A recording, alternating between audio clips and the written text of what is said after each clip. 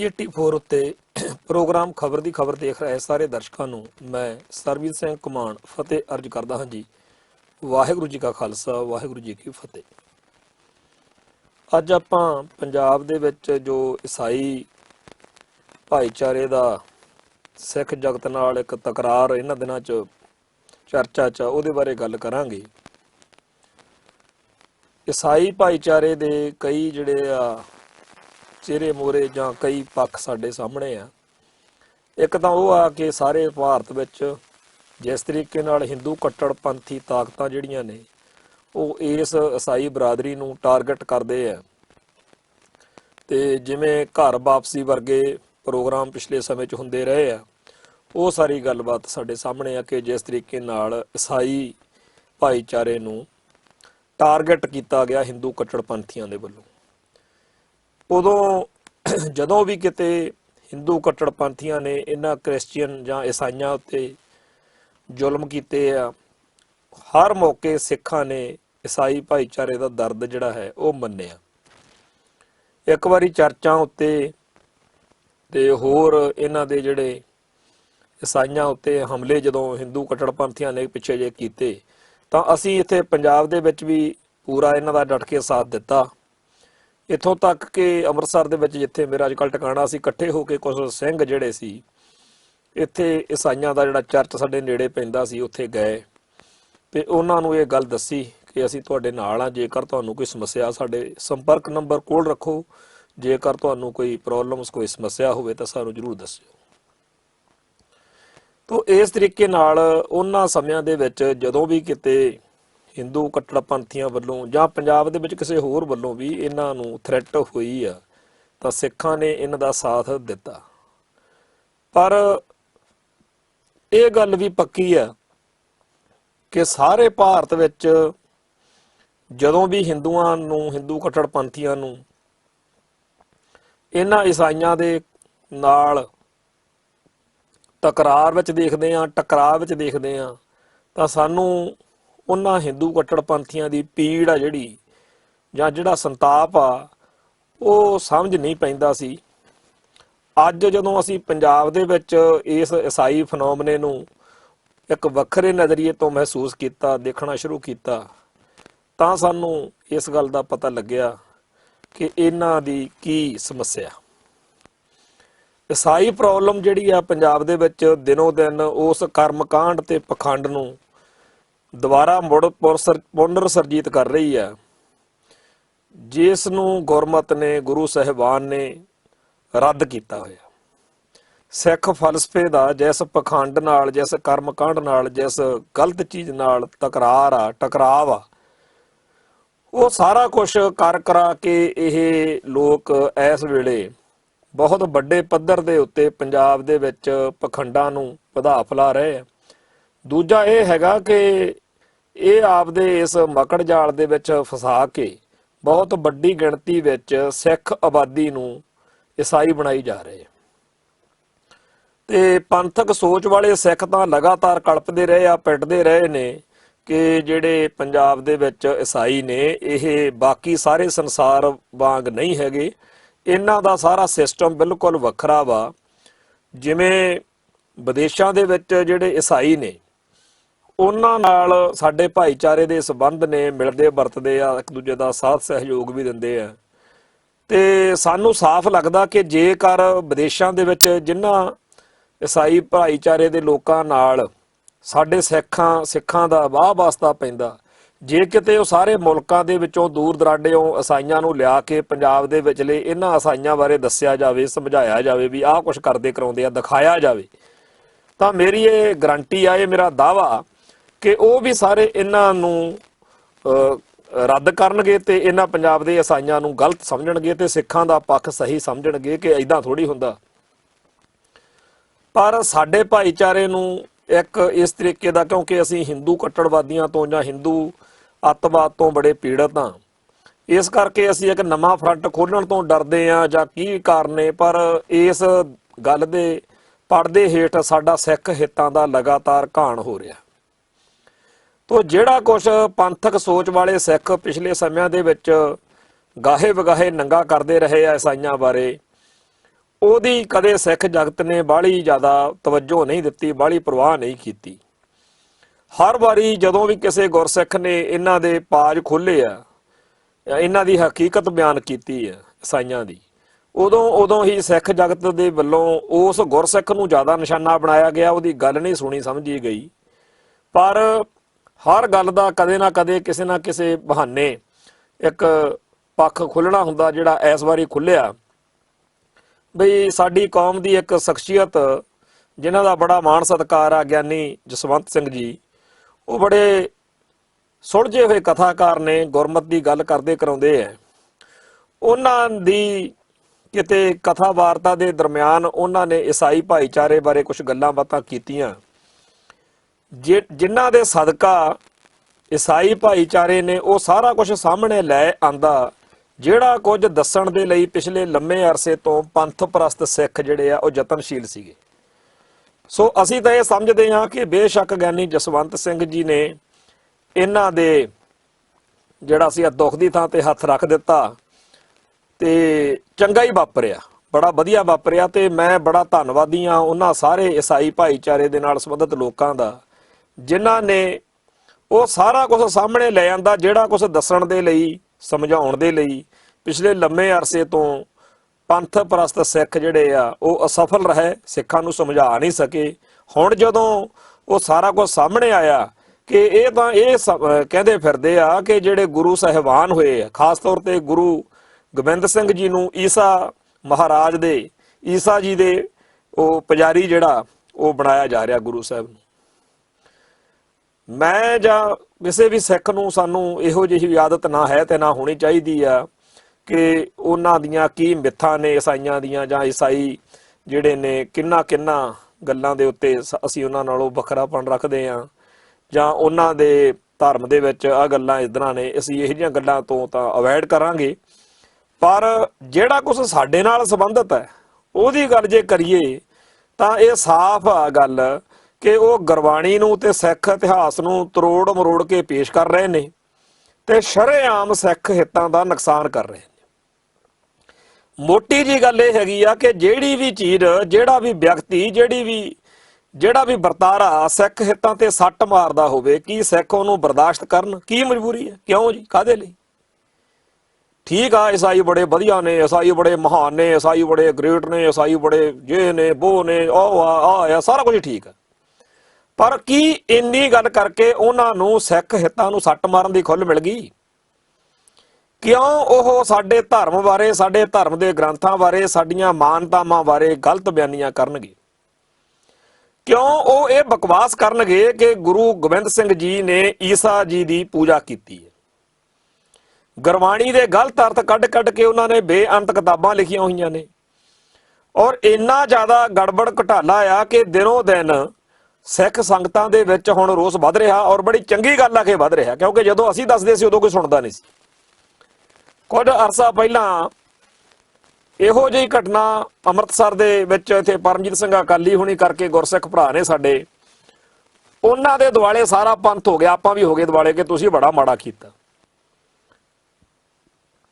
ਈਸਾਈ ਭਾਈਚਾਰੇ ਨੂੰ ਹੋਰ ਬਲ ਮਿਲ ਗਿਆ। ਹੁਣ ਗਿਆਨੀ ਜਸਵੰਤ ਸਿੰਘ ਵਾਲਾ ਮਸਲਾ ਆ ਗਿਆ, ਕੱਲ ਨੂੰ ਕੋਈ ਹੋਰ ਹੋਊ। ਪਰ ਆਪਾਂ ਆਪਦੀ ਕੌਮ ਦੇ ਚਲੋ ਬੰਦਿਆਂ ਦੀਆਂ ਗਲਤੀਆਂ ਵੀ ਮੰਨ ਲੈਂਦੇ ਹਾਂ। ਮੈਂ ਮੰਨ ਲੈਣਾ ਕਿ ਸਾਡੇ ਬੰਦੇ ਬੜੇ ਗਲਤ ਨੇ, ਜਿਹੜੇ ਈਸਾਈ ਭਾਈਚਾਰੇ ਦੀਆਂ ਭਾਵਨਾਵਾਂ ਨੂੰ ਠੇਸ ਪਹੁੰਚਾਉਂਦੇ ਨੇ, ਮੰਗ ਲੈਂਦੇ ਆ ਮਾਫੀ, ਕਰਾ ਲਓ ਪਰਚੇ ਦਰਜ। ਪਰ ਕੀ ਇਹਦੇ ਬਾਵਜੂਦ ਸਾਰੇ ਸਿੱਖ ਜਗਤ ਨੂੰ ਇਹ ਗੱਲ ਮਿਲ ਕੇ ਬੈਠਣ ਦੀ, ਵਿਚਾਰਨ ਦੀ ਕੋਈ ਲੋੜ ਨਹੀਂ ਕਿ ਈਸਾਈ ਜਿਹੜੇ ਨੇ ਉਹ ਕਿਵੇਂ ਪੰਜਾਬ ਦੇ ਵਿੱਚ ਪਿੰਡਾਂ ਦੇ ਪਿੰਡ ਜਿਹੜੇ ਨੇ ਈਸਾਈ ਭਾਈਚਾਰੇ ਦੇ ਨਾਲ ਜੋੜੀ ਜਾ ਰਹੇ ਨੇ ਤੇ ਉਹਨਾਂ ਨੂੰ ਸਿੱਖੀ ਤੋਂ ਬਾਗੀ ਕਰੀ ਜਾ ਰਹੇ ਨੇ? ਖਾਸ ਤੌਰ ਦੇ ਉੱਤੇ ਦਲਿਤ ਭਾਈਚਾਰੇ ਨੂੰ ਨਿਸ਼ਾਨਾ ਬਣਾ ਕੇ ਗੇਮ ਖੇਡੀ ਜਾ ਰਹੀ ਹੈ। ਜਿਹੜਾ ਦਲਿਤ ਆ, ਪਹਿਲਾਂ ਇਹ ਸਮਝ ਲਿਆ ਜਾਵੇ ਕਿ ਇਹ ਉਹੀ ਨੇ ਜਿਹੜੇ ਭਾਰਤ ਦੇ ਮੂਲ ਵਾਸੀ ਨੇ ਤੇ ਜਿਨ੍ਹਾਂ ਨੂੰ ਸਦੀਆਂ ਤੱਕ ਬ੍ਰਾਹਮਣਵਾਦ ਨੇ ਪਸ਼ੂਆਂ ਨਾਲੋਂ ਭੈੜੀ ਜ਼ਿੰਦਗੀ ਜਿਉਣ ਲਈ ਮਜਬੂਰ ਕਰੀ ਰੱਖਿਆ। ਤੇ ਜਦੋਂ ਇਹ ਲੋਕ ਲਗਾਤਾਰ ਇਸ ਤਰੀਕੇ ਨਾਲ ਜ਼ੁਲਮ ਝੱਲਦੇ ਰਹੇ ਤਾਂ ਇੱਕ ਵੇਲਾ ਉਹ ਆਇਆ ਇਤਿਹਾਸ ਵਿੱਚ, ਜਦੋਂ ਸਿੱਖ ਧਰਮ ਦਾ ਆਗਾਜ਼ ਹੋਇਆ, ਗੁਰੂ ਨਾਨਕ ਪਾਤਸ਼ਾਹ ਦਾ ਦਰ, ਗੁਰੂ ਨਾਨਕ ਪਾਤਸ਼ਾਹ ਦਾ ਘਰ, ਸਿੱਖੀ ਨੇ ਉਹ ਮਹਿਲ ਸਿਰਜਿਆ ਜਿਹਦੇ ਅੰਦਰ ਆਉਣ ਤੋਂ ਬਾਅਦ ਦਲਿਤ ਭਾਈਚਾਰੇ ਨੂੰ ਬ੍ਰਾਹਮਣਵਾਦ ਦੇ ਸ਼ੂਦਰਪੁਣੇ ਤੋਂ, ਗੁਲਾਮੀ ਤੋਂ, ਦਾਸਤਾਨ ਤੋਂ ਦਾਸ ਪੁਣੇ ਤੋਂ ਨਜਾਤ ਮਿਲੀ, ਮੁਕਤੀ ਮਿਲੀ। ਜਦੋਂ ਬ੍ਰਾਹਮਣਵਾਦ ਨੇ ਗੁਰੂ ਪਾਤਸ਼ਾਹ ਨੂੰ ਘੇਰਿਆ ਕਿ ਇਹ ਤਾਂ ਨੀਚ ਨੇ, ਤਾਂ ਉਸ ਮੌਕੇ ਗੁਰੂ ਸਾਹਿਬ ਦਾ ਫਰਮਾਨ ਸੀ ਕਿ ਨੀਚਾ ਅੰਦਰ ਨੀਚ ਜਾਤ, ਨੀਚੀ ਹੂੰ ਅਤ ਨੀਚ, ਨਾਨਕ ਤਿਨ ਕੇ ਸੰਗ ਸਾਥ ਵੜਿਆ ਸਿਉ ਕਾ ਰੀਸ, ਜਿੱਥੇ ਨੀਚ ਸਮਾਲੀਅਨ ਤਿੱਥੇ ਨਿਦਰ ਤੇਰੀ ਬਖਸ਼ੀਸ਼। ਗੁਰੂ ਨਾਨਕ ਦੇ ਦਰ ਘਰ ਤੋਂ ਇਹ ਸਰਦਾਰੀਆਂ ਮਿਲੀਆਂ, ਕਿਉਂਕਿ ਕਲਗੀਧਰ ਸ਼ਹਿਨशाह ਦੇ ਬਚਨ ਹੈ ਕਿ ਜਿਨ ਕੀ ਜਾਤ ਵਰਣ ਔਰ ਕੁਲ ਮਾਹੀ, ਸਰਦਾਰੀ ਨਾ ਭਈ ਕਦਾਹੀ, ਇਨ ਹੀ ਕੋ ਸਰਦਾਰ ਬਣਾਉ, ਤਵੇ ਗੋਬਿੰਦ ਸਿੰਘ ਨਾਮ ਕਹਾਉ। ਤੇ ਇਹਨਾਂ ਬੰਦਿਆਂ ਨੂੰ, ਇਹਨਾਂ ਲੋਕਾਂ ਨੂੰ, ਮਨੁੱਖਤਾ ਦੇ ਇਸ ਹਿੱਸੇ ਨੂੰ ਜਦੋਂ ਸਰਦਾਰੀਆਂ ਬਖਸ਼ੀਆਂ ਗਈਆਂ ਤਾਂ ਘੱਟ ਇਹਨਾਂ ਨੇ ਵੀ ਨਹੀਂ ਕੀਤੀ। ਬਹੁਤ ਵੱਡਾ ਇਤਿਹਾਸ ਆ। ਭਾਈ ਜੈਤਾ ਜੀ, ਭਾਈ ਸੰਗਤ ਸਿੰਘ ਜੀ ਜਿਨ੍ਹਾਂ ਨੂੰ ਕਲਗੀ ਬਖਸ਼ਿਸ਼ ਹੋਈ, ਭਾਈ ਜੀਵਨ ਸਿੰਘ ਜੀ, ਬਾਬਾ ਵੀਰ ਸਿੰਘ ਤੇ ਧੀਰ ਸਿੰਘ ਜਿਹੜੇ ਬੰਦੂਕ ਦੀ ਪਰਖ ਜਦੋਂ ਭਾਈ ਡੱਲੇ ਵਾਲੀ ਸਾਖੀ ਸਾਡੇ ਇਤਿਹਾਸ ਦਾ ਹਿੱਸਾ। ਸਾਰੇ ਸਿੱਖ ਇਤਿਹਾਸ ਵਿੱਚ ਗੁਰੂ ਨਾਨਕ ਪਾਤਸ਼ਾਹ ਤੋਂ ਲੈ ਕੇ ਅੱਜ ਤੱਕ ਹਰ ਸਫ਼ੇ ਉੱਤੇ ਸਾਨੂੰ ਉਹਨਾਂ ਸ਼ੂਦਰ ਅਤੇ ਦਲਿਤ ਕਹੇ ਜਾਂਦੇ ਲੋਕਾਂ ਦੇ ਵਿੱਚੋਂ ਆਏ ਹੋਏ ਗੁਰਸਿੱਖਾਂ ਦੀਆਂ ਬੜੀਆਂ ਸੋਹਣੀਆਂ, ਬੜੀਆਂ ਸ਼ਾਨਦਾਰ ਤੇ ਬੜੀਆਂ ਪ੍ਰੇਰਨਾਦਾਇਕ ਸਾਖੀਆਂ ਮਿਲ ਜਾਂਦੀਆਂ ਨੇ। ਬਹੁਤ ਵੱਡਾ ਯੋਗਦਾਨ ਆ ਸਿੱਖੀ ਦੀ ਸੇਵਾ ਵਿੱਚ ਇਹਨਾਂ ਭਰਾਵਾਂ ਦਾ। ਤੇ 1947 ਤੱਕ ਮਾਹੌਲ ਹੋਰ ਸੀ, ਹੁਣ ਸਿੱਖਾਂ ਦੀ ਸਥਿਤੀ ਜਿਹੜੀ ਆ ਉਹ ਹੋਰ ਬਣ ਗਈ। ਅੱਜ ਸਿੱਖ ਆਪਦੀ ਹੋਂਦ ਹਸਤੀ ਦੀ ਲੜਾਈ ਲੜ ਰਿਹਾ, ਆਇਡੈਂਟੀਟੀ ਕ੍ਰਾਈਸਿਸ ਦਾ ਸ਼ਿਕਾਰ ਆ। ਤੇ ਆਇਡੈਂਟੀਟੀ ਨੂੰ ਆਪਦੀ ਨੂੰ ਬਚਾਉਣ ਦੇ ਲਈ, ਆਪਦੀ ਵਿਚਾਰਧਾਰਾ, ਆਪਦੇ ਫਲਸਫੇ, ਆਪਦੀ ਵਿਰਾਸਤ ਨੂੰ ਬਚਾਉਣ ਦੇ ਲਈ ਸਿੱਖ ਟੱਕਰਾਂ ਮਾਰ ਰਹੇ, ਹੱਥ ਪੱਲਾ ਮਾਰ ਰਹੇ। ਇਹੋ ਜਿਹੇ ਮਾਹੌਲ ਵਿੱਚ ਜਦੋਂ ਸਿੱਖਾਂ ਦੇ ਇੱਕ ਜਰਖੇਜ ਹਿੱਸੇ ਨੂੰ ਕੋਈ ਈਸਾਈ ਕਹਿ ਕੇ ਪੱਟ ਕੇ ਲੈ ਕੇ ਜਾ ਰਿਹਾ ਹੋਵੇ ਤਾਂ ਸਿੱਖਾਂ ਦਾ ਵਿਰੋਧ ਕਰਨਾ ਸੁਭਾਵਿਕ ਆ। ਇਸੇ ਦਲਿਤ ਭਾਈਚਾਰੇ ਨੂੰ ਸਿੱਖੀ ਨਾਲੋਂ ਤੋੜਨ ਦੇ ਲਈ ਡੇਰਾ ਸਰਸਾ ਨੇ ਯਤਨ ਕੀਤੇ ਤੇ ਦੁਆਬੇ ਦੇ ਵਿੱਚ ਭਨਿਆਰੇ ਵਾਲੇ ਨੇ, ਨੂਰ ਮਹਿਲੀਏ ਨੇ ਤੇ ਡੇਰਾ ਬਿਆਸ ਨੇ, ਇਹਨਾਂ ਨੇ ਦਲਿਤਾਂ ਨੂੰ ਟਾਰਗੇਟ ਕੀਤਾ। ਆਲ ਓਵਰ 1978 ਤੋਂ ਪਹਿਲਾਂ ਲਗਾਤਾਰ ਨਕਲੀ ਨਿਰੰਕਾਰੀਆਂ ਨੇ। ਤੁਸੀਂ ਇਹਨਾਂ ਸਾਰੇ ਡੇਰਿਆਂ ਦੀ ਜੇਕਰ ਨਿਸ਼ਾਨਦੇਹੀ ਕਰੋ, ਇਹਨਾਂ ਦੇ ਕੰਮ ਕਰਨ ਦੇ ਢੰਗ ਉੱਤੇ ਅਧਿਐਨ ਕਰੋ, ਤਾਂ ਇਹ ਗੱਲ ਸਾਫ਼ ਦਿਖੇਗੀ ਕਿ ਚਾਹੇ ਨਕਲੀ ਨਿਰੰਕਾਰੀ ਨੇ, ਚਾਹੇ ਡੇਰਾ ਸਰਸਾ ਵਾਲੇ ਨੇ, ਚਾਹੇ ਡੇਰਾ ਨੂਰ ਮਹਿਲ ਵਾਲੇ ਨੇ, ਚਾਹੇ ਡੇਰਾ ਬਿਆਸ ਵਾਲੇ ਨੇ ਤੇ ਚਾਹੇ ਡੇਰਾ ਭਨਿਆਰੇ ਵਾਲੇ ਨੇ, ਇਹ ਜਿੰਨੇ ਵੀ ਪੰਥ ਦੋਖੀ ਡੇਰੇ ਨੇ, ਇਹਨਾਂ ਨੇ ਸਭ ਤੋਂ ਵੱਧ ਨਿਸ਼ਾਨੇ ਉੱਤੇ ਦਲਿਤਾਂ ਨੂੰ ਰੱਖਿਆ ਕਿ ਦਲਿਤਾਂ ਨੂੰ ਸਿੱਖੀ ਤੋਂ ਬਾਗੀ ਕਰਕੇ ਆਪਦੇ ਝੋਲੀ 'ਚ ਪਾਉਣਾ ਤੇ ਸਿੱਖੀ ਦੇ ਦੁਸ਼ਮਣ ਬਣਾਉਣਾ। ਪਰ ਇੱਕ ਗੱਲ ਇੱਥੇ ਖਿਆਲ ਰੱਖਣ ਦੀ ਲੋੜ ਹੈ ਕਿ ਜਦੋਂ ਦਲਿਤ ਭਾਈਚਾਰੇ ਦੇ ਵਿਚਲੇ ਸਿੱਖ ਜਿਹੜੇ ਸੀ ਉਹ ਕੁਝ ਕਾਰਨਾਂ ਕਰਕੇ ਡੇਰਾ ਬਿਆਸ ਜਾਣ ਲੱਗੇ, ਡੇਰਾ ਸਰਸੇ ਜਾਣ ਲੱਗੇ, ਡੇਰਾ ਭਨਿਆਰੇ ਜਾਣ ਲੱਗਣ, ਡੇਰਾ ਨੂਰ ਮਹਿਲ ਜਾਣਨ ਲੱਗਣ, ਜਾਂ ਕਿਤੇ ਹੋਰ ਜਾਣ ਲੱਗ ਪੈਣ, ਤਾਂ ਉਹ ਫਿਰ ਵੀ ਗੁਰੂ ਘਰ ਦੇ ਨਾਲੋਂ ਸਿੱਧੇ ਤੌਰ ਤੇ ਟੁੱਟਦੇ ਨਹੀਂ।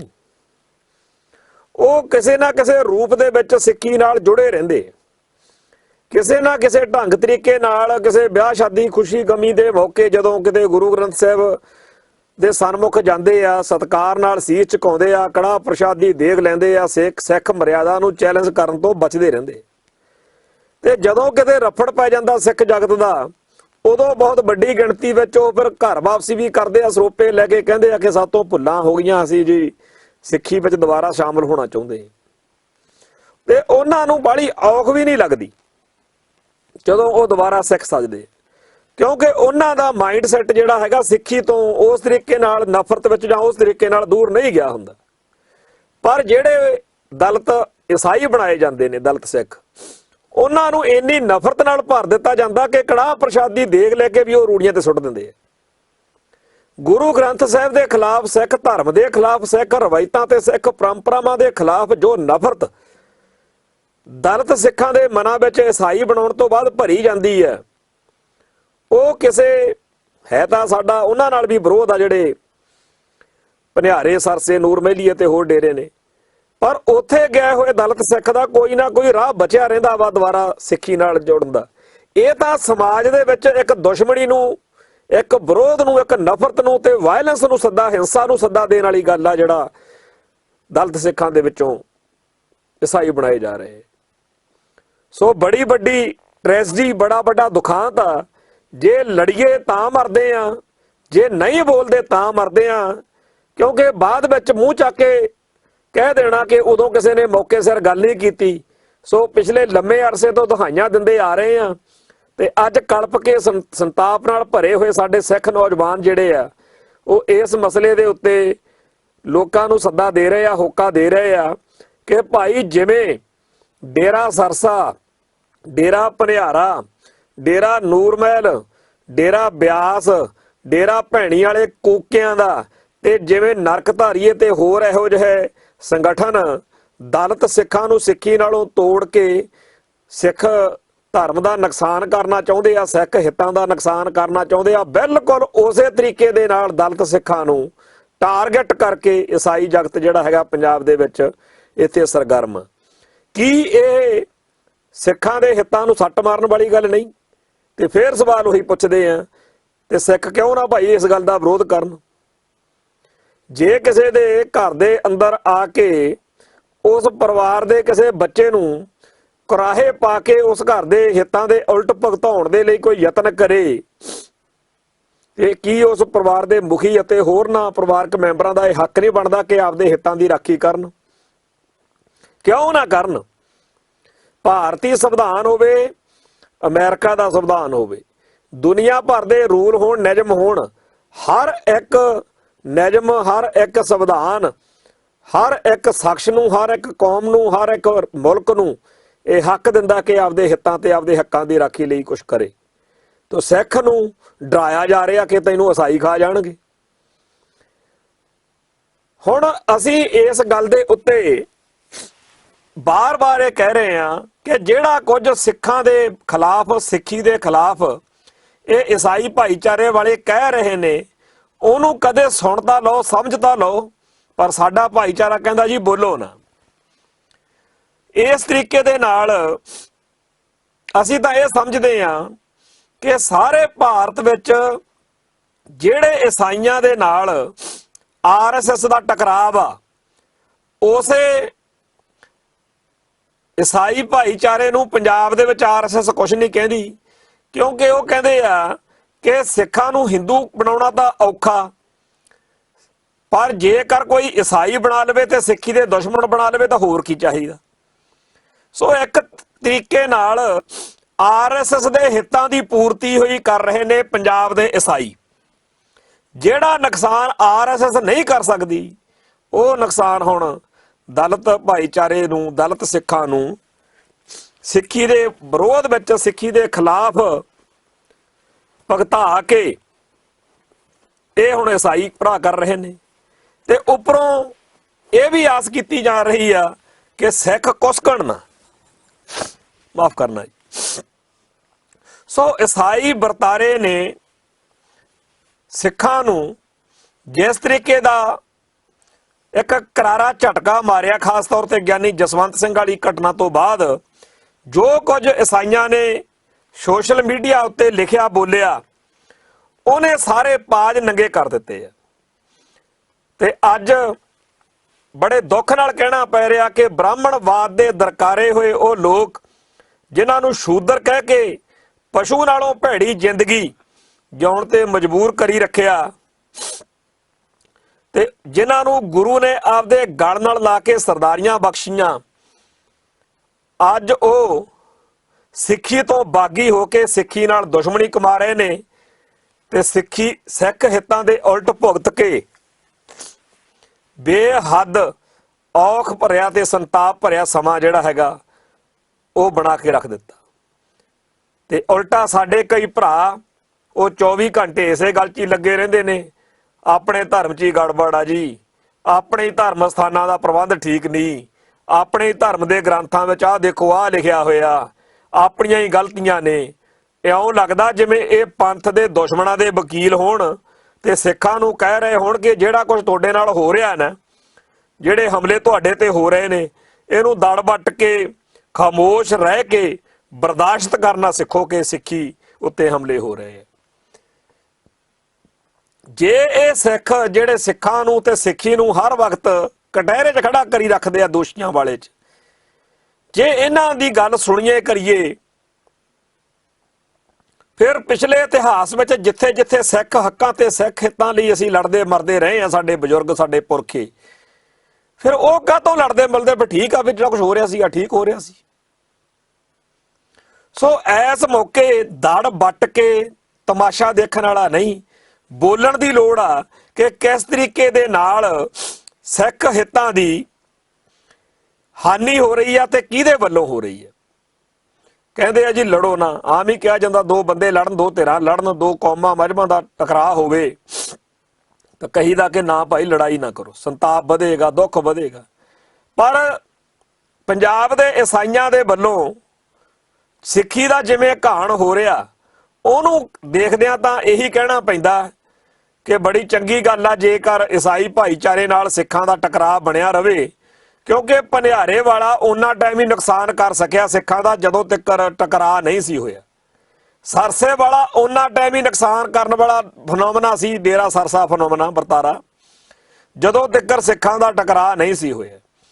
ਇਵੇਂ ਹੀ ਨੂਰ ਮਹਿਲੀਆ ਡੇਰਾ ਜਾਂ ਹੋਰ ਕੋਈ ਡੇਰਾ, ਇਹ ਸਾਰੇ ਫਨੋਮਨੇ ਉਦੋਂ ਤੱਕ ਹੀ ਸਿੱਖਾਂ ਦਾ ਨੁਕਸਾਨ ਕਰਨ ਜੋਗੇ ਰਹੇ ਜਦੋਂ ਤੱਕ ਸਿੱਖਾਂ ਦੇ ਅੰਦਰ ਇਹਨਾਂ ਪ੍ਰਤੀ ਵਿਰੋਧ ਤੇ ਨਫ਼ਰਤ ਦੀ ਭਾਵਨਾ ਪੈਦਾ ਨਹੀਂ ਹੋਈ।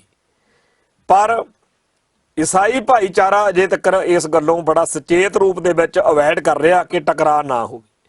ਸੋ ਜੇਕਰ ਇੱਕ ਵਾਰ ਈਸਾਈ ਭਾਈਚਾਰੇ ਨਾਲ ਵੀ ਡੇਰਾ ਸਰਸਾ ਵਾਂਗੂ, ਡੇਰਾ ਭਨਿਆਰੇ ਵਾਂਗੂ ਟਕਰਾਅ ਹੋ ਗਿਆ, ਉਸ ਦਿਨ ਤੋਂ ਬਾਅਦ ਸਥਿਤੀ ਬਦਲ ਜਾਣੀ ਆ। ਫਿਰ ਹਰੇਕ ਸਿੱਖ ਨੂੰ ਪਤਾ ਹੋਣਾ ਕਿ ਇਹ ਉਹ ਨੇ ਜਿਹੜੇ ਕਹਿੰਦੇ ਆ ਕਿ ਗੁਰੂ ਗੋਬਿੰਦ ਸਿੰਘ ਤਾਂ ਆਪ ਈਸਾ ਮਸੀਹ ਜੀ ਦਾ ਪੁਜਾਰੀ ਹੈ, ਤੇ ਇਹ ਸਾਡੀ ਗੁਰਬਾਣੀ ਤੇ ਸਿੱਖ ਇਤਿਹਾਸ ਨੂੰ ਤਰੋੜ ਮਰੋੜ ਕੇ ਪੇਸ਼ ਕਰਦੇ। ਸੋ ਜੇ ਤਾਂ ਚਾਹੁੰਦੇ ਆ ਕਿ ਸਿੱਖਾਂ ਦਾ ਨੁਕਸਾਨ ਹੁੰਦਾ ਰਵੇ, ਸਿੱਖੀ ਦਾ ਨੁਕਸਾਨ ਹੁੰਦਾ ਰਵੇ, ਫਿਰ ਤਾਂ ਇਹ ਮਸਲਾ ਠੰਡਾ ਹੋ ਜਾਣਾ ਚਾਹੀਦਾ। ਪਰ ਜੇ ਚਾਹੁੰਦੇ ਆ ਕਿ ਸਿੱਖ ਜਾਗ ਪੈਣ, ਹਰ ਇੱਕ ਪੇਂਡੂ ਸ਼ਹਿਰੂ ਸਿੱਖ ਨੂੰ ਇਹ ਸਮਝ ਲੱਗ ਜਾਵੇ ਕਿ ਦਲਿਤ ਭਾਈਚਾਰਾ ਜਿਹੜਾ ਹੈ ਉਹਨੂੰ ਪੱਟ ਕੇ ਕਿਵੇਂ ਸਿੱਖੀ ਤੋਂ ਦੂਰ ਲਿਜਾ ਰਹੇ ਆ, ਸਿੱਖੀ ਨਾਲ ਧਰੋਕ ਮਾਰ ਰਹੇ ਆ, ਫਿਰ ਇਹ ਮਸਲਾ ਭੜਕਣਾ ਚਾਹੀਦਾ, ਵਧਣਾ ਚਾਹੀਦਾ। ਗਿਆਨੀ ਜਸਵੰਤ ਸਿੰਘ ਦੇ ਬਹਾਨੇ ਜਿਹੜਾ ਕੁਝ ਵਾਪਰ ਰਿਹਾ ਇਹ ਹੋਰ ਜ਼ਿਆਦਾ ਅੱਗੇ ਤੱਕ ਜਾਵੇ, ਤਾਂ ਕਿ ਹਰੇਕ ਸਿੱਖ ਨੂੰ ਇਸ ਗੱਲ ਦਾ ਪਤਾ ਹੋਵੇ ਕਿ ਇਹ ਈਸਾਈ ਭਾਈਚਾਰੇ ਵਾਲੇ ਜਿਹੜੇ ਪੰਜਾਬ ਦੇ ਵਿੱਚ ਭੂਤਾਂ ਚੜੇਲਾਂ ਚੱਕੀ ਫਿਰਦੇ ਆ, ਇਹ ਕਰ ਕੀ ਰਹੇ ਨੇ। ਸੋ ਜਿਹੜਾ ਡਰਾਮਾ ਸੋਸ਼ਲ ਮੀਡੀਆ ਉੱਤੇ ਹੁੰਦੀਆਂ ਵੀਡੀਓਜ਼, ਪਹਿਲਾਂ ਲੋਕਾਂ ਨੂੰ ਖੜਾ ਕਰ ਲੈਂਦੇ ਆ, ਟ੍ਰੇਨਡ ਕਰਦੇ ਆ ਕਿ ਮੈਂ ਤੈਨੂੰ ਹੱਥ ਜਾ ਲਾਊਂ, ਤੂੰ ਬਾਜੀ ਜੀ ਪਾ ਕੇ ਡਿੱਗ ਪੈਣਾ, ਫਿਰ ਤੜਫਣ ਲੱਗ ਪੈਣਾ ਜਿਵੇਂ ਭੂਤਾਂ ਆ ਗਈਆਂ ਹੋਣ। ਉਹਦੀਆਂ ਕਈ ਵੀਡੀਓ ਟ੍ਰੇਨਿੰਗ ਦਿੰਦਿਆਂ ਦੀਆਂ, ਰਿਹਰਸਲ ਕਰਦਿਆਂ ਦੀਆਂ ਸਾਹਮਣੇ ਆ ਚੁੱਕੀਆਂ ਨੇ। ਔਰ ਜਿਸ ਤਰੀਕੇ ਨਾਲ ਉੱਥੇ ਲੇਬਰ ਕਲਾਸ ਬੰਦਿਆਂ ਨੂੰ, ਲੇਡੀਜ਼ ਨੂੰ, ਔਰਤਾਂ ਤੇ ਬੰਦਿਆਂ ਨੂੰ ਦਿਹਾੜੀ ਉੱਤੇ 5-5 2-2 ਹਜ਼ਾਰ ਦੇ ਕੇ ਖੜਾ ਕਰ ਲੈਂਦੇ ਆ, ਤੇ ਜਦੋਂ ਉਹ ਤੜਫਦੀਆਂ ਗਲਪਦੀਆਂ ਚੀਕਾਂ ਜਿਹੀਆਂ ਮਾਰਦੀਆਂ, ਦੂਜਿਆਂ ਨੂੰ ਲੱਗਦਾ ਕਿ ਪਤਾ ਨਹੀਂ ਕਿੱਡਾ ਕਿਹੇ, ਤੇ ਜਦੋਂ ਲੋਕ ਕਹਿੰਦੇ ਨਹੀਂ ਸਾਡਾ ਕੈਂਸਰ ਠੀਕ ਹੋ ਗਿਆ, ਸਾਡਾ ਫਲਾਨਾ ਠੀਕ ਹੋ ਗਿਆ, ਇਹੋ ਜਿਹੀਆਂ ਗੱਲਾਂ ਦੇਖ ਕੇ ਸੁਣ ਕੇ ਹੋਰ ਲੋਕ ਵੀ ਸਾਡੀ ਗਰੀਬੀ ਚੱਕੀ ਗਈ। ਸੋ ਦੁਖੀ ਤੇ ਲਾਚਾਰ ਤੇ ਬੇਬਸ ਲੋਕ ਆ ਜਿਹੜੇ, ਕਿਉਂਕਿ ਖਾੜਕੂ ਬਾਤ ਤੋਂ ਬਾਅਦ ਪੰਜਾਬ ਦੇ ਵਿੱਚ ਹੋਈ ਤਬਾਹੀ ਆ ਜਿਹੜੀ, ਉਹਨੇ ਆਮ ਲੋਕਾਂ ਦਾ ਜੀਵਨ ਹਿਲਾ ਕੇ ਰੱਖਿਆ ਪਿਆ। ਹਰੇਕ ਬੰਦਾ ਇਸ ਸਿਸਟਮ ਤੋਂ ਦੁਖੀ ਅੱਕ ਕੇ ਭੱਜਣ ਨੂੰ ਫਿਰਦਾ ਇੱਥੋਂ। ਤਾਂ ਉਹ ਜਿਹੜੇ ਲੋਕ ਨੇ ਉਹਨਾਂ ਨੂੰ ਇਹ ਈਸਾਈ ਬਣਾਉਣ ਤੁਰ ਪਏ। ਜਦੋਂ ਸਿੰਘ ਸਭਾ ਲਹਿਰ ਦਾ ਇਤਿਹਾਸ ਪੜ੍ਹਦੇ ਆ ਤਾਂ ਇਹੀ ਗੱਲ ਸਾਹਮਣੇ ਆਉਂਦੀ ਆ ਕਿ 4 ਸਿੱਖਾਂ ਦੇ ਮੁੰਡਿਆਂ ਨੇ ਖਾਲਸਾ ਕਾਲਜ ਵਿੱਚ ਈਸਾਈ ਬਣਨ ਦਾ ਐਲਾਨ ਕੀ ਕੀਤਾ, ਉਹਦੇ ਚੋਂ ਏਡੀ ਵੱਡੀ ਲਹਿਰ ਪੈਦਾ ਹੋ ਗਈ।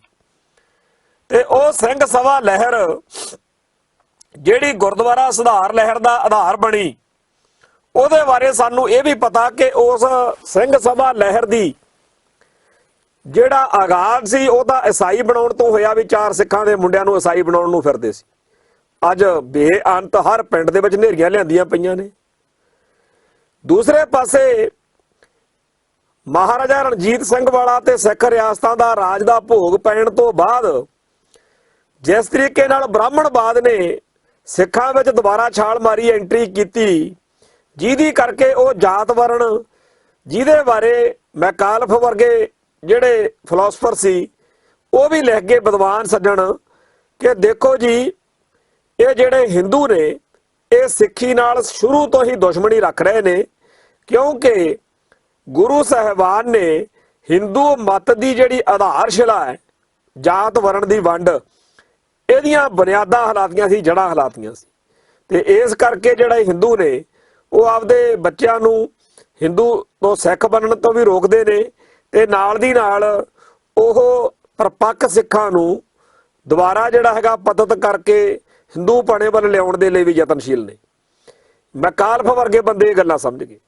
ਸੋ ਜਾਤ ਵਰਣ ਦੀ ਜਿਹੜੀ ਕਹਾਣੀ ਹੈ ਉਹ ਮੈਕਾਲਫ ਹੋਣੀ ਜਿਹੜੀ ਗੱਲ ਕਹਿ ਗਏ, ਉਹ ਦੁਬਾਰਾ ਸਿੱਖਾਂ ਦੇ ਵਿੱਚ ਲਿਆਉਣ ਦੇ ਲਈ 1890 ਦੇ ਨੇੜੇ ਤੇੜੇ ਇੰਨਾ ਕੁ ਪੁਜਾਰੀ ਸ਼੍ਰੇਣੀ ਨੇ ਕਮਲ ਕੁੱਟਿਆ ਕਿ ਦਰਬਾਰ ਸਾਹਿਬ ਅੰਮ੍ਰਿਤਸਰ ਦੇ ਵਿੱਚ ਵੀ ਬੋਰਡ ਲਿਖ ਕੇ ਲਾਤੇ ਕਿ ਜਿਹੜੇ ਦਲਿਤ ਸਿੱਖ ਨੇ ਉਹ ਸਿਰਫ 11 ਵਜੇ ਤੋਂ 2 ਵਜੇ ਦੇ ਵਿਚਾਲੇ ਜਾਂ 12 ਵਜੇ ਦੇ ਵਿਚਾਲੇ ਜਦੋਂ ਸੂਰਜ ਸਿਰ ਤੇ ਖੜਾ ਹੁੰਦਾ ਉਦੋਂ ਹੀ ਮੱਥਾ ਟੇਕਣ ਆ ਸਕਦੇ ਆ, ਤੇ ਇਹਨਾਂ ਦੀ ਕੜਾਹ ਪ੍ਰਸ਼ਾਦ ਦੀ ਦੇਗ ਵੀ ਨਹੀਂ ਲੈਣੀ।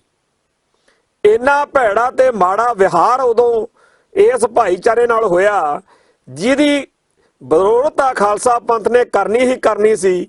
ਸੋ ਜਲਿਆਂਵਾਲੇ ਬਾਗ ਕੋਲ ਸੰਗਤਾਂ ਇਕੱਠੀਆਂ ਹੋਈਆਂ, ਇਕੱਠੇ ਹੋ ਕੇ ਗਏ ਗਿਆਨੀ ਕਰਤਾਰ ਸਿੰਘ ਜੀ ਝੱਬਰ ਤੇ ਹੋਰ ਜਿਹੜੇ ਉਸ ਵੇਲੇ ਦੇ ਆਗੂ ਸੀ। ਉਹਨਾਂ ਨੇ ਜਦੋਂ ਦਰਬਾਰ ਸਾਹਿਬ ਦੇ ਪੁਜਾਰੀਆਂ ਨੂੰ ਗੁਰਬਾਣੀ ਅਤੇ ਸਿੱਖ ਇਤਿਹਾਸ ਦੇ ਸਾਹਮਣੇ ਨਰੱਤਰ ਕਰਤਾ, ਗੱਲ ਨਹੀਂ ਸੀ ਆਉਂਦੀ ਕਿ ਇਹ ਦਲਿਤ ਸਾਡੇ ਭਰਾ ਨੇ, ਇਹਨਾਂ ਨੂੰ ਤੂੰ ਕਿਵੇਂ ਕਹਿ ਸਕਦਾ ਪੁਜਾਰੀਆ। ਸੋ ਉੱਥੇ ਤਾਂ ਹਾਰ ਹੋਈ ਪੁਜਾਰੀਆਂ ਦੀ। ਫਿਰ ਅਕਾਲ ਤਖਤ ਦਾ ਪੁਜਾਰੀ ਸੁਣਨਾ ਛੱਡ ਕੇ ਭੱਜ ਗਏ, ਜਿੱਥੋਂ ਫਿਰ ਜਥੇਦਾਰ ਅਕਾਲ ਤਖਤ ਦੇ ਅਹੁਦੇ ਦੀ ਜਿਹੜੀ ਆ ਉਹ ਉਤੋਂ ਆਗਾਜ਼ ਹੋਇਆ, ਕਿਉਂਕਿ ਜਿਹੜਾ ਸਿੰਘਾਂ ਦਾ ਜਥਾ ਉੱਥੇ 25 ਸਿੰਘਾਂ ਦਾ ਬਣਾਇਆ ਗਿਆ, ਉਹਦਾ ਜਥੇਦਾਰ ਥਾਪਿਆ ਗਿਆ। ਫਿਰ ਉਸ ਤੋਂ ਬਾਅਦ ਗੁਰਦੁਆਰਾ ਸੁਧਾਰ ਲਹਿਰ ਉੱਥੋਂ ਸ਼ੁਰੂ ਹੋਈ। ਅਸਲ ਵਿੱਚ ਜਿਹੜੀ ਕਿਤਾਬ ਸ਼੍ਰੋਮਣੀ ਗੁਰਦੁਆਰਾ ਪ੍ਰਬੰਧਕ ਕਮੇਟੀ ਕਿਵੇਂ ਬਣੀ, ਜਦੋਂ ਇਹ ਪੜ੍ਹਦੇ ਆ ਤਾਂ ਉੱਥੇ ਇਹੀ ਗੱਲ ਸਮਝ ਲੱਗਦੀ ਹੈ ਕਿ ਦਲਿਤ ਭਾਈਚਾਰੇ ਨਾਲ ਜਿਹੜਾ ਧੱਕਾ ਹੁੰਦਾ ਸੀ ਉਹਦੇ ਵਿੱਚੋਂ ਇਸ ਮਹਾਨ ਸੰਸਥਾ ਦਾ ਜਨਮ ਹੋਇਆ, ਜਿਹਨੂੰ ਮਿੰਨੀ ਪਾਰਲੀਮੈਂਟ ਸਿੱਖਾਂ ਦੀ ਕਿਹਾ ਗਿਆ। ਜਿਵੇਂ ਗੁਰੂ ਨਾਨਕ ਪਾਤਸ਼ਾਹ ਦਾ ਜਿਹੜਾ ਮਿਸ਼ਨ ਆ ਉਹ ਬ੍ਰਾਹਮਣਵਾਦ ਦੇ ਜਾਤ ਵਰਣ ਦੇ ਖਿਲਾਫ ਇੱਕ ਐਲਾਨ ਆ, ਇੱਕ ਇਨਕਲਾਬ ਆ। ਡਾਕਟਰ ਆਪਣੇ ਸਰਦਾਰ ਜਗਜੀਤ ਸਿੰਘ ਦੀ ਸਿੱਖ ਇਨਕਲਾਬ ਕਿਤਾਬ ਪੜ੍ਹ ਲਓ, ਚਾਹੇ ਜਾਤ ਪਾਤ ਅਤੇ ਸਿੱਖ ਪੜ੍ਹ ਲਓ। ਉਹਨਾਂ 'ਚ ਇਹੀ ਦੱਸਿਆ ਗਿਆ ਕਿ ਗੁਰੂ ਸਾਹਿਬਾਨ ਨੇ, ਸਿੱਖ ਵਿਚਾਰਧਾਰਾ ਨੇ ਬ੍ਰਾਹਮਣਵਾਦ ਤੋਂ ਜਿਹੜੇ ਦੁਖੀ ਤੇ ਸੰਤਾਪੇ ਹੋਏ ਲੋਕ ਸੀ, ਸ਼ੂਦਰ ਕਹਾਉਂਦੇ ਸੀ, ਉਹਨਾਂ ਦਾ ਜੀਵਨ ਹੇਠਲੀ ਉੱਤੇ ਕਰਤੀ। ਸਾਰੇ ਪੰਜਾਬ ਦੇ ਵਿੱਚ ਜਿਸ ਬਰਾਦਰੀ ਨੂੰ ਸਾਰੇ ਭਾਰਤ ਦੇ ਵਿੱਚ ਬ੍ਰਾਹਮਣਵਾਦ ਦੇ ਅਸਰ ਹੇਠ ਸਭ ਤੋਂ ਮਾੜੇ ਕਿਹਾ ਜਾਂਦਾ ਕਿ ਇਹ ਮੱਥੇ ਲੱਗ ਗਿਆ ਫਲਾਨਾ, ਤੇ ਮੇਰਾ ਤਾਂ ਜੀ ਕੰਮ ਹੀ ਖਤਮ ਹੋ ਗਿਆ, ਕੰਮ ਹੀ ਖਰਾਬ ਹੋ ਜਾਣਾ। ਉਸ ਬਰਾਦਰੀ ਨੂੰ ਪੰਜਾਬ ਦੇ ਵਿੱਚ ਸਭ ਤੋਂ ਵੱਧ ਮਾਣ ਕਿ ਜੇ ਇਹ ਮੱਥੇ ਲੱਗ ਗਿਆ ਕੰਮ ਬਣ ਗਿਆ। ਹੈ ਤਾਂ ਇਹ ਵਹਿਮ ਆ, ਹੈ ਤਾਂ ਇਹ ਮਾੜੀ ਗੱਲ ਹੀ ਆ, ਪਰ ਬ੍ਰਾਹਮਣ ਦੇ ਪੈਦਾ ਕੀਤੇ ਹੋਏ ਸੰਸਕਾਰਾਂ ਚੋਂ ਉਹਦਾ ਜਵਾਬ ਠੋਕ ਵਜਾ ਕੇ ਗੁਰਮਤ ਨੇ ਦਿੱਤਾ, ਸਿੱਖ ਇਨਕਲਾਬ ਨੇ ਦਿੱਤਾ। ਤੇ ਜਦੋਂ ਆਪਾਂ ਗੱਲ ਕਰਦੇ ਹਾਂ ਇਤਿਹਾਸ ਦੀ, ਇਤਿਹਾਸ ਦੇ ਹਰ ਸਫ਼ੇ ਦੇ ਉੱਤੇ ਸਾਨੂੰ ਇਹੀ ਕੁਝ ਮਿਲਦਾ ਕਿ ਜਿੱਥੇ ਵੀ ਬ੍ਰਾਹਮਣਵਾਦੀ ਸੋਚ ਵਾਲਿਆਂ ਨੇ ਸਿੱਖੀ ਦਾ ਬੁਰਕਾ ਪਾ ਕੇ ਜਾਤ ਵਰਣ ਦੇ ਨਾਂ ਤੇ ਵੰਡ ਵੰਡਈਆ ਕੀਤਾ, ਉਦੋਂ ਹੀ, ਚਾਹੇ ਗੁਰੂ ਸਾਹਿਬਾਨ ਵੇਲੇ ਆ ਚਾਹੇ ਗੁਰੂ ਸਾਹਿਬਾਨ ਤੋਂ ਬਾਅਦ ਆ, ਉਦੋਂ ਹੀ ਸਿੱਖ ਵਿਚਾਰਧਾਰਾ ਨੇ ਦਲਿਤ ਭਾਈਚਾਰੇ ਦੀ ਗੱਲ ਸੁਣੀ ਹੈ। ਆ ਜਿਹੜਾ ਡੇਰਾ ਸਰਸਾ ਇਹ ਕਦੇ ਨਹੀਂ ਸੀ ਵਧਣਾ ਫੁੱਲਣਾ ਜੇਕਰ ਉਸ ਇਲਾਕੇ ਦੇ ਵਿੱਚ, ਬਠਿੰਡੇ ਹਲਕੇ ਦੇ ਵਿੱਚ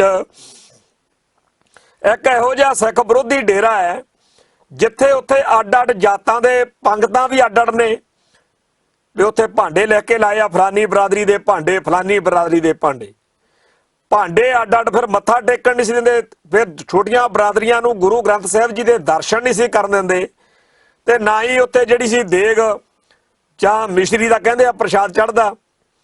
ਸੋ ਉਸ ਇਲਾਕੇ ਦੇ ਸਾਰੇ ਦਲਿਤ ਭਾਈਚਾਰੇ ਨੇ ਹੌਲੀ ਹੌਲੀ ਸਿੱਖੀ ਨਾਲੋਂ ਟੁੱਟ ਕੇ ਡੇਰਾ ਸਰਸਾ ਦਾ ਰਾਹ ਫੜ ਲਿਆ ਸੀ। ਇਹੋ ਜਿਹੇ ਜਿਹੜੇ ਸਿੱਖ ਵਿਰੋਧੀ ਡੇਰਿਆਂ ਦੀ ਜਦੋਂ ਚਰਚਾ ਹੋਈ, ਜਦੋਂ ਲੋਕਾਂ ਦੇ ਵਿੱਚ ਆਈ ਗੱਲ ਕਿ ਇੱਥੇ ਆ ਚੱਲਦਾ, ਤਾਂ ਸਮੁੱਚੇ ਸਿੱਖ ਜਗਤ ਨੇ ਡਟ ਕੇ ਉਹਦਾ ਵਿਰੋਧ ਕੀਤਾ। ਸੋ ਜਿਹੜੀ ਇਸ ਵੇਲੇ ਵੀ ਜੇਕਰ ਕਿਸੇ ਦਲਿਤ ਭਾਈਚਾਰੇ ਨਾਲ, ਕਿਸੇ ਦਲਿਤ ਵੀਰ ਨਾਲ ਧੱਕਾ ਹੋ ਰਿਹਾ, ਵਧੀਕੀ ਹੋ ਰਹੀ ਆ, ਉਹਨੂੰ ਸਿੱਖੀ ਤਿਆਗਣ ਦੀ ਕੀ ਲੋੜ ਆ? ਉਹ ਆਪਦੀ ਗੱਲ ਸੰਗਤ ਵਿੱਚ ਲੈ ਕੇ ਆਵੇ ਤੇ ਖਾਲਸਾ ਪੰਥ ਨੂੰ ਉਹਦਾ ਸਾਥ ਸਹਿਯੋਗ ਦੇਣਾ ਪਊਗਾ। ਪਰ ਇੱਕ ਗੱਲ ਇੱਥੇ ਹੋਰ ਅਸੀਂ ਕਹਿਣੀ ਚਾਹੁੰਦੇ ਆ ਕਿ ਜਿਹੜੇ ਆ ਅਪਗ੍ਰੇਡ ਖੱਪਗ੍ਰੇਡ ਤੇ ਮਿਸ਼ਨਰੀ ਤੇ ਫਲਾਣੇ ਤਰਕਵਾਦੀ ਸੋਚ ਵਾਲੇ ਪ੍ਰਚਾਰਕ ਉੱਭਰੇ ਆ ਨਾ, ਇਹਨਾਂ ਨੇ ਪੰਜਾਬ ਦੇ ਵਿੱਚੋਂ ਸ਼ਰਧਾ ਨੂੰ, ਵਿਸ਼ਵਾਸ ਨੂੰ, ਆਸਥਾ ਨੂੰ, ਸਪਿਰਚੁਅਲਿਟੀ ਨੂੰ, ਅਧਿਆਤਮਕਵਾਦ ਨੂੰ ਮੁਕੰਮਲ ਤੌਰ ਦੇ ਉੱਤੇ ਸਿੱਖ ਮਨਾਂ ਚੋਂ ਮਨਫੀ ਕਰਨਾ ਸ਼ੁਰੂ ਕੀਤਾ ਹੋਇਆ। ਪੰਜਾਬ ਦੀ ਧਰਤੀ ਦਾ ਜਿਹੜਾ ਮਨੁੱਖ ਆ ਉਹ ਧਰਮ ਤੋਂ, ਅਧਿਆਤਮਕਵਾਦ ਤੋਂ ਬਗੈਰ ਰਹਿ ਹੀ ਨਹੀਂ ਸਕਦਾ। ਜਦੋਂ ਤੱਕ ਪੰਜਾਬ ਦੇ ਮਨੁੱਖਾਂ ਦੀ ਰੂਹ ਨੂੰ ਸਿੱਖਾਂ ਨੇ ਸਰ ਸਬਜ਼ ਕੀਤਾ, ਭਰਪੂਰ ਕੀਤਾ, ਉਦੋਂ ਹੀ ਇਸ ਧਰਤੀ ਦੇ ਉੱਤੇ ਰਹਿਬਰ ਪੈਦਾ ਹੁੰਦੇ ਰਹੇ, ਪੈਗੰਬਰ ਪੈਦਾ ਹੁੰਦੇ ਰਹੇ ਤੇ ਹਰ ਸਿੱਖ ਜਿਹੜਾ ਸਿੱਖੀ ਵਿੱਚੋਂ ਸੇਧ ਲੈਂਦਾ ਰਿਹਾ ਉਹ ਸ਼ਰਧਾ, ਵਿਸ਼ਵਾਸ ਅਤੇ ਸਤਿਕਾਰ ਜਿਹੜਾ ਸੀ ਕਰਦਾ ਰਿਹਾ ਤੇ ਕਰਾਉਂਦਾ ਰਿਹਾ। ਪਰ ਅੱਜ ਕੁਝ ਇਹੋ ਜਿਹੇ ਲੋਕ ਸਰਗਰਮ ਹੋ ਗਏ ਜਿਨ੍ਹਾਂ ਨੇ ਸਿੱਖ ਮਨ ਨੂੰ ਦੁਬਿਧਾ ਵਿੱਚ ਲੈ ਕੇ ਫਸਾਇਆ ਹੋਇਆ। ਧਰਮ ਦੇ ਬਾਰੇ ਉਹਨਾਂ ਦੀ ਸੋਚ ਇਹੋ ਜਿਹੀ ਆ ਕਿ ਕਾਮਰੇਡ ਜੇ ਲੱਗਦੇ। ਇਹੋ ਜਿਹੇ ਲੋਕ ਜਿਹੜੇ ਨੇ ਉਹਨਾਂ ਨੇ ਸਾਰਾ ਜ਼ੋਰ ਇਸ ਗੱਲ ਤੇ ਲਾ ਦਿੱਤਾ ਹੈ ਕਿ ਸਪਿਰਚੁਅਲਿਟੀ ਕੋਈ ਨਹੀਂ ਹੁੰਦੀ, ਅਧਿਆਤਮਕਵਾਦ ਕੁਛ ਨਹੀਂ ਹੁੰਦਾ, ਇਹ ਸਾਰੀਆਂ ਗੱਲਾਂ ਫਜ਼ੂਲ ਨੇ। ਤੇ ਮਿਸ਼ਨਰੀ ਜਿਹੜੇ ਜਾਂ ਇਸ ਤਰ੍ਹਾਂ ਦੇ ਤਰਕਵਾਦੀ ਸੋਚ ਵਾਲੇ ਆ ਜਿਹੜੇ ਜਿਹੋ ਜਿਹੀ ਸਿੱਖੀ ਉਹਨਾਂ ਨੇ ਪ੍ਰਚਾਰੀ, ਉਸ ਦੇ ਸਦਕਾ ਆਮ ਜਿਹੜਾ ਸਧਾਰਨ ਮਨੁੱਖ ਆ ਉਹਨੇ ਗੁਰਬਾਣੀ ਨੂੰ, ਸਿੱਖ ਧਰਮ ਨੂੰ ਤਿਆਗ ਕੇ ਜਿਹੜਾ ਨਵਾਂ ਰਾਹ ਫੜਿਆ ਉਹ ਹੈਗਾ ਦਲਿਤ ਭਾਈਚਾਰੇ ਦੇ ਸਿੱਖੀ ਨੂੰ ਛੱਡ ਕੇ ਈਸਾਈ ਬਣ ਜਾਣ ਦਾ ਰਿਹਾ। ਉੱਥੇ ਚਾਹੇ ਨਕਲੀ ਰੂਹਾਨੀਅਤ ਸਿਰਜ ਕੇ, ਨਕਲੀ ਅਡੰਬਰ ਦੇ ਨਾਲ, ਪਖੰਡ ਦੇ ਨਾਲ ਲੋਕਾਂ ਨੂੰ ਜੋੜਦੇ ਆ ਤੇ ਅਧਿਆਤਮਕਵਾਦ ਦੇ ਨਾਲ, ਪਰ ਪੰਜਾਬ ਦੇ ਸਿੱਖ ਸਮਾਜ ਨੂੰ ਬਹੁਤ ਵੱਡਾ ਘਾਟਾ ਜਿਹੜਾ ਹੈ ਉਹ ਇਸ ਗੱਲ ਦੇ ਨਾਲ ਪੈ ਰਿਹਾ। ਕਿਉਂਕਿ ਸਿਉਂਕ ਆ ਜਿਹੜੀ ਉਹ ਦਿਸਦੀ ਨਹੀਂ ਹੁੰਦੀ ਪਰ ਅੰਦਰੋਂ ਅੰਦਰੀ ਸਾਰਾ ਕੁਝ ਤਬਾਹ ਕਰ ਦਿੰਦੀ ਹੈ। ਇਸ ਵੇਲੇ ਹਰ ਉਹ ਚੀਜ਼ ਜਿਹੜੀ ਅੰਦਰੋਂ ਅੰਦਰ ਸਿੱਖਾਂ ਨੂੰ ਸਿੱਖੀ ਤੋਂ ਬਾਗੀ ਕਰਦੀ ਆ, ਜਿਹੜੀ ਇਸ ਤਰੀਕੇ ਦਾ ਮਾਹੌਲ ਬਣਾਉਂਦੀ ਆ ਕਿ ਸਿੱਖ ਸਿੱਖੀ ਤਿਆਗ ਜਾਣ ਤੇ ਸਿੱਖੀ ਦੇ ਦੁਸ਼ਮਣ ਬਣ ਜਾਣ, ਉਲਟਾ ਉਹ ਸਿਉਂਕ ਆ, ਕਿਉਂਕਿ ਅੰਦਰੋਂ ਅੰਦਰ ਸਿੱਖਾਂ ਨੂੰ ਸਿੱਖੀ ਤੋਂ ਬਾਗੀ ਕਰਦੀ ਹੈ। ਜਿਹੜੇ ਲੋਕ ਇਸ ਵੇਲੇ ਈਸਾਈ ਭਾਈਚਾਰੇ ਦਾ ਪੱਖ ਲੈ ਰਹੇ ਨੇ ਸਾਡੇ ਸਿੱਖਾਂ ਚੋਂ, ਉਹ ਸਪਸ਼ਟ ਤੌਰ ਦੇ ਉੱਤੇ ਸਮੱਸਿਆ ਨੂੰ ਸਮਝਣ ਵਿੱਚ ਨਾਕਾਮਯਾਬ ਨੇ, ਅਯੋਗ ਨੇ। ਉਹ ਪੰਜਾਬ ਦੇ ਕਿਸੇ ਪਿੰਡ 'ਚ ਗੇੜਾ ਦੇ ਕੇ ਦੇਖਣ ਕਿਸ ਤਰੀਕੇ ਨਾਲ ਗੁਰਦੁਆਰੇ ਵਿੱਚ ਤੇ ਕਿਸ ਤਰੀਕੇ ਦੇ ਨਾਲ ਚਰਚ ਵਿੱਚ, ਪਿੰਡ ਦੇ ਗਿਰਜੇ ਵਿੱਚ ਕੀ ਵਾਪਰ ਰਿਹਾ। ਪੰਜਾਬ ਦੇ ਗੁਰਦੁਆਰਿਆਂ ਦੇ ਵਿੱਚ ਤਾਂ ਹਾੜੀ ਸੌਣੀ ਕੋਈ ਦਿਖਦਾ, ਪਰ ਜਿਹੜੇ ਚਰਚ ਨੇ ਪੰਜਾਬ ਦੇ, ਉੱਥੇ ਪੱਗਾਂ ਬੰਨ੍ਹ ਕੇ ਸਿੱਖ ਨਾਂ ਵਾਲੇ, ਦਾੜਿਆਂ ਵਾਲੇ ਕੁਛ ਇਹੋ ਜਿਹੇ ਪ੍ਰਚਾਰਕ ਜਿਹੜੇ ਨੇ ਈਸਾਈ ਬਰਾਦਰੀ ਨੇ ਸਾਹਮਣੇ ਲੈ ਆਂਦੇ ਨੇ, ਜਿਹੜੇ ਆਪਦੇ ਆਪ ਨੂੰ ਬਹੁਤ ਹੀ ਵੱਡੇ ਪੱਧਰ ਦੇ ਉੱਤੇ ਐਸਟੈਬਲਿਸ਼ ਕਰੀ ਬੈਠੇ ਨੇ। ਕੁਝ ਸਮਾਂ ਪਹਿਲਾਂ ਅਖਬਾਰਾਂ ਦੇ ਵਿੱਚ ਇਹਨਾਂ ਲੋਕਾਂ ਦੀ ਚਰਚਾ ਹੋਈ। ਮੇਜਰ ਸਿੰਘ ਇੱਕ ਬੜੇ ਜ਼ਿੰਮੇਵਾਰ ਅਖਬਾਰ ਦੇ ਵਿੱਚ ਲਿਖਣ ਵਾਲੇ ਪੱਤਰ ਪ੍ਰੇਰਕ ਨੇ, ਜਿਨ੍ਹਾਂ ਨੇ ਪੰਜਾਬ ਦੇ ਖਾੜਕੂ ਲਹਿਰ ਦੌਰਾਨ ਬੜੀਆਂ ਅਹਿਮ ਸਟੋਰੀਆਂ ਕੀਤੀਆਂ। ਖਾਸ ਤੌਰ ਦੇ ਉੱਤੇ ਜਦੋਂ ਅਜੇ ਲਹਿਰ ਡਿੱਗ ਰਹੀ ਸੀ, ਅਜੇ ਬਾਬੇ ਮਾਨੋ ਚਾਹਲ ਬਾਅਦ ਵਿੱਚ ਸ਼ਹੀਦ ਹੋਇਆ, ਉਦੋਂ ਉਹਨਾਂ ਨੇ ਸਾਰੇ ਖਾੜਕੂ ਲਹਿਰ ਦੇ ਪ੍ਰਭਾਵ ਵਾਲੇ ਇਲਾਕਿਆਂ ਦੇ ਵਿੱਚ ਦੌਰਾ ਕਰਕੇ ਲੜੀਵਾਰਕ ਲੇਖ ਛਾਪੇ, ਜਿਹੜੇ ਕਿਤਾਬ ਦੇ ਰੂਪ 'ਚ ਵੀ ਛਪੇ। ਪੰਜਾਬ ਖਾੜਕੂ ਜਲਜਲੇ ਤੋਂ ਬਾਅਦ ਉਸ ਮੇਜਰ ਸਿੰਘ ਦੀਆਂ ਰਿਪੋਰਟਾਂ ਈਸਾਈ ਭਾਈਚਾਰੇ ਬਾਰੇ ਆਈਆਂ ਨੇ, ਜਿਹਦੇ ਵਿੱਚ ਉਹ ਲਿਖਦੇ ਆ ਕਿ ਜਲੰਧਰ ਦੇ ਬਾਹਰ ਪਿੰਡ ਖਾਂਬਰਾ ਤੇ ਇੱਥੇ 6 ਸਾਲ ਪਹਿਲਾਂ ਨਸ਼ਿਆਂ ਦੇ ਐਬ 'ਚ ਪਏ ਇੰਜੀਨੀਅਰਿੰਗ ਦੇ ਦਰਮਿਆਨੇ ਪਰਿਵਾਰ ਦੇ ਨੌਜਵਾਨ ਅੰਕਰ ਨਰੂਲਾ ਨੇ ਪ੍ਰਾਰਥਨਾ ਰਾਹੀਂ ਪੀੜਤ ਲੋਕਾਂ ਦੀਆਂ ਮੁਸ਼ਕਲਾਂ ਤੇ ਬਿਮਾਰੀਆਂ ਦੂਰ ਕਰਨ ਦਾ ਅਜਿਹਾ ਅਡੰਬਰ ਰਚਿਆ ਕਿ ਉਸਨੇ ਥੋੜੇ ਹੀ ਸਮੇਂ ਵਿੱਚ ਹੁਣ ਆਪਣੇ ਘਰ ਵਾਲੀ ਜਗ੍ਹਾ ਛੱਡ ਕੇ ਪਿੰਡ ਦੇ ਨਾਲ ਲੱਗਦੀ ਮਹਿੰਗੇ ਭਾਅ ਦੀ 30 ਏਕੜ ਦੇ ਕਰੀਬ ਜ਼ਮੀਨ ਖਰੀਦ ਲਈ ਹੈ ਤੇ 4 ਏਕੜ 'ਚ ਇੱਕ ਵੱਡਾ ਆਲੀਸ਼ਾਨ ਗਿਰਜਾਘਰ ਉਸਾਰ ਲਿਆ। ਤੇ ਇੱਥੇ ਬਾਕੀ ਥਾਂ ਦੇ ਵਿੱਚ ਤੰਬੂ ਲਾ ਕੇ 2 ਵਾਰ ਪ੍ਰਾਰਥਨਾ ਕੀਤੀ ਜਾਂਦੀ ਆ। ਇਸ ਸਤਸੰਗ ਵਿੱਚ ਹਰ ਹਫ਼ਤੇ ਐਤਵਾਰ ਨੂੰ 25-30 ਹਜ਼ਾਰ ਦੇ ਕਰੀਬ ਸੰਗਤ ਹਾਜ਼ਰੀ ਭਰਦੀ ਦੱਸੀ ਜਾਂਦੀ ਹੈ। ਇਹ ਤੋਂ 1.5-2 ਕਿਲੋਮੀਟਰ ਦੂਰ ਪਿੰਡ ਆ ਤਾਜਪੁਰ, ਜਿੱਥੇ ਪਿੰਡ ਦੇ ਬਾਹਰ ਇੱਕ ਹਰਿਆਣਵੀ ਜਾਟ ਬਜਿੰਦਰ ਸਿੰਘ ਇਹੋ ਜਿਹਾ ਅਡੰਬਰ ਚਲਾ ਰਿਹਾ ਸੀ। ਇਹ ਹਰਿਆਣਵੀ ਜਾਟ ਨਿਊ ਚੰਡੀਗੜ੍ਹ 'ਚ ਵੀ ਕੇਂਦਰ ਖੋਲ੍ਹੀ ਬੈਠਾ ਤੇ ਦੋਵੇਂ ਥਾਂ ਤੇ ਬੁੱਧਵਾਰ ਤੇ ਐਤਵਾਰ ਨੂੰ ਸਮਾਗਮ ਕਰਦਾ। ਪਿਛਲੇ ਵਰੇ ਬਜਿੰਦਰ ਸਿੰਘ ਨੂੰ ਜਬਰ ਜਨਾਹ ਤੇ ਠੱਗੀ ਮਾਰਨ ਦੇ ਦੋਸ਼ ਵਿੱਚ ਦਿੱਲੀ ਹਵਾਈ ਅੱਡੇ ਤੋਂ ਪੁਲਿਸ ਨੇ ਗ੍ਰਿਫਤਾਰ ਕੀਤਾ ਤੇ ਹੁਣ ਉਹ ਜ਼ਮਾਨਤ ਤੇ ਆ। ਤੇ ਉਹਦੇ ਵੱਲੋਂ ਜਿਹੜਾ ਤੰਬੂ ਲਾ ਕੇ ਸਤਸੰਗ ਕੀਤਾ ਜਾਂਦਾ, ਉਹਦੇ 'ਚ ਵੀ 10-20 ਹਜ਼ਾਰ ਜਿਹੜਾ ਬੰਦਾ ਹਾਜ਼ਰੀ ਭਰਦਾ। ਤੀਜਾ ਇਹੋ ਜਿਹਾ ਕੇਂਦਰ ਜਲੰਧਰ ਕਪੂਰਥਲਾ ਸੜਕ ਤੇ ਖੋਜੇਵਾਲ ਪਿੰਡ ਵਿੱਚ ਆ। ਜੱਟ ਸਿੱਖ ਬਸੋਂ ਵਾਲੇ ਇਸ ਪਿੰਡ ਵਿੱਚ ਪਿਛਲੇ 7-8 ਸਾਲ ਤੋਂ ਨੌਜਵਾਨ ਹਰਪ੍ਰੀਤ ਸਿੰਘ ਦਿਓਲ ਨੇ ਜਦੋਂ ਤੋਂ ਇਸ ਕੇਂਦਰ ਦੀ ਕਮਾਨ ਸੰਭਾਲੀ ਹੈ ਤਾਂ ਇਸ ਦੇ ਆਕਾਰ ਤੇ ਵਕਾਰ 'ਚ ਬੜਾ ਵੱਡਾ ਵਾਧਾ ਹੋਇਆ। ਹੁਣ ਇੱਥੇ ਪਿੰਡ ਵਿੱਚ ਇੱਕ ਛੋਟੀ ਜਿਹੀ ਇਮਾਰਤ ਵਿੱਚ ਚੱਲ ਰਹੇ ਪ੍ਰਚਾਰ ਕੇਂਦਰ ਦੇ ਨਾਲ ਬੇਸਮੈਂਟ ਵਾਲਾ ਇੱਕ ਵੱਡ ਆਕਾਰੀ ਓਪਨ ਡੋਰ ਚਰਚ ਉਸਰ ਰਿਹਾ ਤੇ ਹਫ਼ਤੇ ਵਿੱਚ 2 ਵਾਰੀ ਹੋਣ ਵਾਲੇ ਸਤਸੰਗ ਲਈ ਪਿੰਡ ਦੇ ਨਾਲ ਲੱਗਦੀ 2.5 ਏਕੜ ਜ਼ਮੀਨ ਖਰੀਦ ਕੇ ਇੱਥੇ ਸ਼ੈੱਡ ਉਸਾਰਿਆ ਗਿਆ।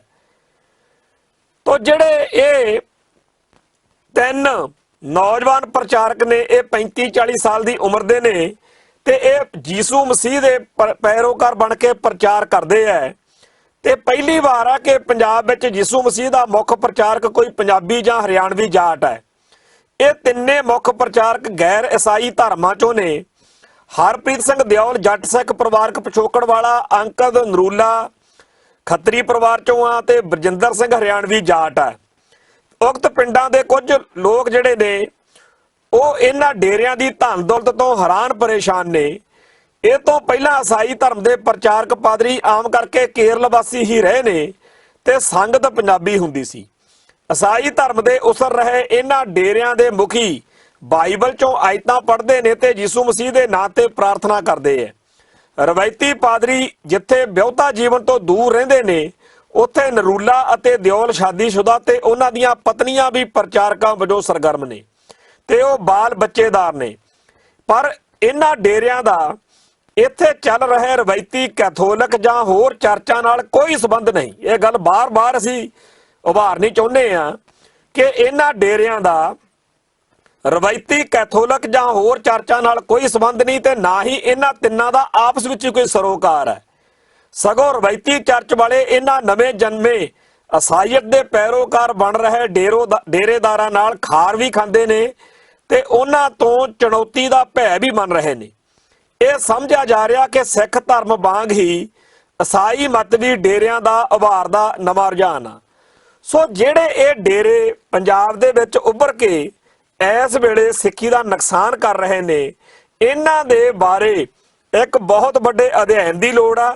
ਇਹ ਮਸਲਾ ਛੱਡਣ ਵਾਲਾ ਨਹੀਂ ਹੈਗਾ ਕਿਉਂਕਿ ਪੂਰਾ ਵਿਉਂਤਬੰਦੀ ਦੇ ਨਾਲ ਇਹ ਸ਼ੱਕੀ ਪਿਛੋਕੜਾਂ ਵਾਲੇ ਤਿੰਨੇ ਜਿਹੜੇ ਆਪਾਂ ਜਿਨ੍ਹਾਂ ਦਾ ਜ਼ਿਕਰ ਕੀਤਾ, ਅੰਕਰ ਨਰੂਲਾ ਤੇ ਆ ਜਿਹੜਾ ਹਰਪ੍ਰੀਤ ਸਿੰਘ ਦਿਓਲ ਤੇ ਬਜਿੰਦਰ ਸਿੰਘ ਹਰਿਆਣਵੀ ਜਾਟ, ਇਹ ਜਿਹੜੇ ਲੋਕ ਨੇ ਇਹ ਕਿੱਥੋਂ ਆਏ ਨੇ, ਇਹਨਾਂ ਪਿੱਛੇ ਕਿਹੜੀਆਂ ਤਾਕਤਾਂ ਕੰਮ ਕਰਦੀਆਂ ਨੇ? ਕੀ ਇਹ ਈਸਾਈ ਭਾਈਚਾਰੇ ਦਾ ਸਿੱਖ ਜਗਤ ਨਾਲ ਟੱਕਰ ਲਵਾਉਣ ਦਾ ਕਿਸੇ ਦਾ ਵੱਡਾ ਪੈਂਤੜਾ ਤਾਂ ਨਹੀਂ?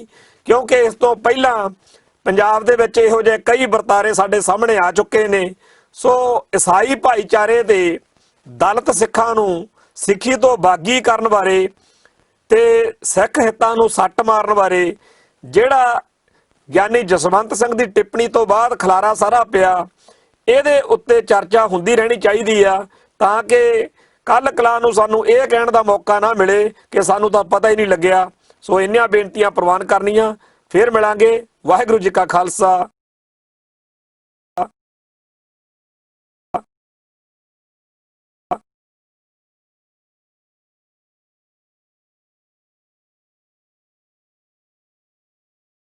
ਕੀ ਤੁਸੀਂ ਆਪਣੇ ਟੈਕਸਿਸ ਨੂੰ ਲੈ ਕੇ ਚਿੰਤਤ ਹੋ? ਤੁਸੀਂ ਆਪਣੀ ਕਮਾਈ ਲਈ ਮਿਹਨਤ ਕਰਦੇ ਹੋ, ਭਾਵੇਂ ਤੁਸੀਂ ਨੌਕਰੀ ਵਿੱਚ ਹੋਵੋ ਜਾਂ ਆਪਣਾ ਬਿਜ਼ਨਸ ਚਲਾਉਂਦੇ ਹੋ। ਜਦੋਂ ਟੈਕਸ ਭਰਨ ਦਾ ਸਮਾਂ ਆਉਂਦਾ ਹੈ ਤਾਂ ਤੁਹਾਨੂੰ ਇੱਕ ਭਰੋਸੇਯੋਗ ਟੈਕਸ ਅਕਾਊਂਟੈਂਟ ਦੀ ਲੋੜ ਹੈ, ਜੋ ਟੈਕਸ ਬੈਲੈਂਸ ਦਾ ਤੁਹਾਡੇ ਪੱਖ ਵਿੱਚ ਜਾਣਾ ਯਕੀਨੀ ਬਣਾਵੇ। ਸਿਆਟਲ ਦੀ ਜਾਣੀ ਪਛਾਣੀ company accurate accountants and taxes ਤੁਹਾਡੀ ਸੇਵਾ ਵਿੱਚ ਹਾਜ਼ਰ ਹੈ। ਅਸੀਂ ਹਰ ਤਰ੍ਹਾਂ ਦੇ ਟੈਕਸ ਭਰਨ ਵਿੱਚ ਤੁਹਾਡੀ ਮਦਦ ਕਰਾਂਗੇ। ਟੈਕਸ ਸੰਬੰਧੀ ਕਿਸੇ ਵੀ ਤਰ੍ਹਾਂ ਦੇ ਸਵਾਲ ਲਈ ਅੱਜ ਹੀ ਸਾਡੇ ਤੱਕ ਪਹੁੰਚ ਕਰੋ। Accurate accountants and Texas. Are you tired of property violations, ECB court hearings wasting your time? AM Expediting Drafting and Design is the solution for your problems. AM Expediting Drafting and Design offers services that range from architectural drawings to expediting services to DOB, FDNY, and other agencies. Or visit their location at 116-15 Myrtle Avenue in Richmond Hill. Call AM Expediting Drafting and Design now at 718-725-0059. ਕੀ ਤੁਹਾਨੂੰ 30, 40 ਜਾਂ 50 ਦਿਨ wait ਕਰਨੀ ਪੈ ਰਹੀ ਹੈ ਤੁਹਾਡੇ check ਲਈ? ਫਿਰ ਬ੍ਰੋਕਰਾਂ ਪਿੱਛੇ ਭੱਜਦੇ ਫਿਰਦੇ ਹੋ ਪੈਸੇ ਲਈ। ਬਹੁਤ ਜ਼ਿਆਦਾ ਟਾਈਮ ਵੇਸਟ ਹੋ ਜਾਂਦਾ ਇੱਦਾਂ ਤਾਂ। ਜੇ ਤੁਸੀਂ ਅੱਜ ਹੀ ਪੈਸੇ ਲੈਣੇ ਤਾਂ ਬੌਬਟੇਲ ਨੂੰ ਕਾਲ ਕਰੋ। ਬੌਬਟੇਲ ਤੁਹਾਡੀਆਂ ਇਨਵੋਇਸਿਸ ਸੇਮ ਡੇ ਫੰਡ ਕਰ ਸਕਦੇ ਹਾਂ for a small fee, no contract, no reserve and no hidden fees.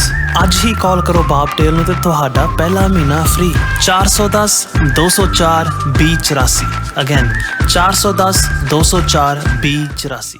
ਕਸ਼ਮੀਰੀਆਂ ਤੇ ਹੋ ਰਹੇ ਤਸ਼ੱਦਦ ਖਿਲਾਫ ਅਤੇ ਕਸ਼ਮੀਰ ਸੋਲੀਡੈਰਿਟੀ ਡੇ ਨੂੰ ਮੁੱਖ ਰੱਖਦਿਆਂ ਪਾਕਿਸਤਾਨੀ ਅਮਰੀਕਨ ਥਿੰਕ ਟੈਂਕ ਵੱਲੋਂ 5 ਫਰਵਰੀ 2020 ਨੂੰ ਸ਼ਾਮ 6 ਵਜੇ ਟੇਸਟ ਆਫ ਲਾਹੌਰ ਰੈਸਟੋਰੈਂਟ ਵਿਖੇ ਇੱਕ ਵਿਸ਼ੇਸ਼ ਸਮਾਗਮ ਕਰਾਇਆ ਜਾ ਰਿਹਾ ਹੈ। ਇਸ ਮੌਕੇ ਨਿਊਯਾਰਕ ਵਿੱਚ ਸਿੱਖ ਮੁਸਲਮਾਨ ਸਾਂਝ ਨੂੰ ਮਜ਼ਬੂਤ ਕਰਨ ਵਾਲੇ ਸਲੀਮ ਅਹਿਮਦ ਮਲਿਕ ਸਾਹਿਬ ਦੀ ਯਾਦ ਵਿੱਚ ਉਹਨਾਂ ਦੇ ਪਰਿਵਾਰ ਦਾ ਸਨਮਾਨ ਵੀ ਕੀਤਾ ਜਾਵੇਗਾ। ਡਾਕਟਰ ਅਮਰਜੀਤ ਸਿੰਘ, ਮੁਹੰਮਦ ਸ਼ਫੀਕ, ਰਮਜ਼ਾਨ ਰਾਣਾ ਅਤੇ ਮਕਬੂਲ ਮਲਿਕ ਸਮੇਤ ਹੋਰ ਬੁਲਾਰਿਆਂ ਵੱਲੋਂ ਵਿਚਾਰਾਂ ਦੀ ਸਾਂਝ ਪਾਈ ਜਾਵੇਗੀ। ਕਸ਼ਮੀਰੀਆਂ ਨਾਲ ਇੱਕ ਮੁੱਠਤਾ ਦਾ